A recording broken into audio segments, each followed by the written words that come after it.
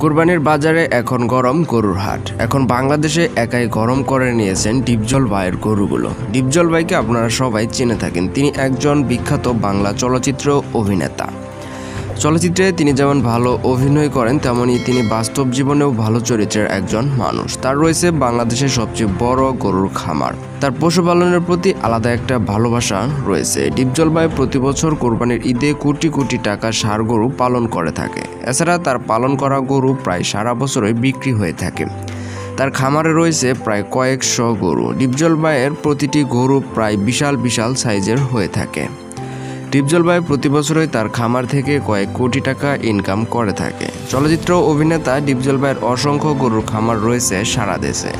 আর গত বছরের মতো এবছরও ডিপজল ভাইয়ের কয়েকশো গরু আসতে যাচ্ছে এবার কুরবানির হাটে। সুপ্রিয় ভিউয়ার্স, ডিপজল ভাইয়ের গরুর খামার সম্পর্কে জেনে আপনার কাছে কেমন লাগলো অবশ্যই কমেন্টে আমাদেরকে জানিয়ে দিবেন। আমাদের ভিডিওটি ভালো লাগলে like, comment, share and subscribe করতে ভুলবেন না।